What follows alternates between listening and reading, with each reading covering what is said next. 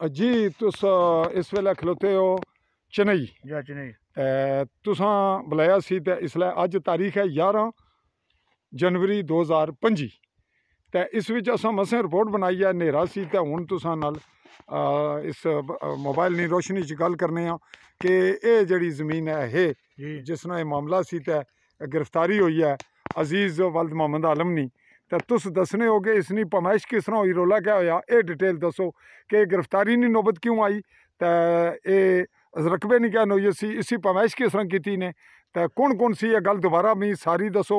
अगर तो तुस पहला दस सके हो तुसां दा नाम सादक वल्द मोहम्मद शरीफ जी गल करो जनाब।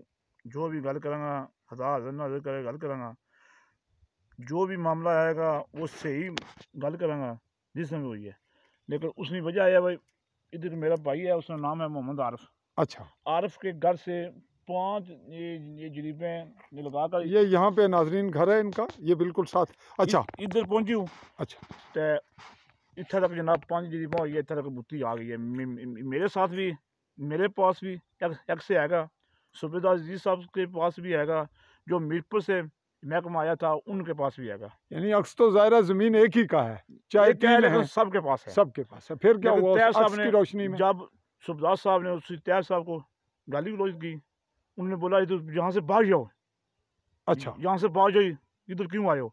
उन्होंने बोला ताहिर कौन है, फॉरेस्टर हैं या तैयार साहब फेस्टर हैं? अच्छा, इधर रेंजर साहब आ गए, उन्होंने रेंजर साहब को भी रेंजर राजा कामरान जी समानी के जी उसको भी नहीं, बंडाले के। अच्छा, उनके साथ क्या किया? उनको भी उन्होंने गाली गलौज दी, तल्ख बोले और तल्ख बोले। उन्होंने ये गल आखी, गालियां दी या तल्ख बोले? नहीं गाली दी। अच्छा चलें, फिर क्या हुआ? फिर उन्होंने रेंजर साहब ने आख्या भाई अपने सूबेदार साहब ये तुसां ही रोज देने हो, एफआईआर दे रहे हो, रोज आने हो महकमा मंगाओ, निशानदेही कराओ। अस निशानदेही करने वास्ते आए हाँ, हूँ सारे साथ ऐसी बात जाती ना करो। उन्हें आखिया जाओ जो कि होना तुहाडे कोल कर लो।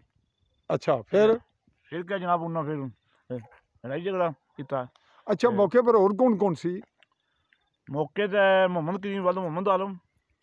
अच्छा, मोहम्मद मुंशी वल्द मोहम्मद आलम, ठीक। मोहम्मद सजावत वल्द मोहम्मद करीम।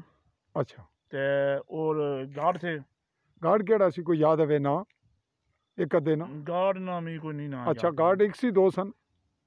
गार्ड 2 सन। अच्छा, तो महकमा डिमार्केशन ना कौन सी नायब तहसीलदार तारक बेग साहब नाल उन्होंने भी हमला अपना जी उन्होंने पटवारी साहब सन। गिरदावरी भी आवेगा नहीं या पटवारी सी? पटवारी सी। अच्छा, ते एक पता नहीं दूसरे गिरदावर साहब सन या कौन सी नाम। और इधरों तुस और कौन सी तुसां तो इलावा?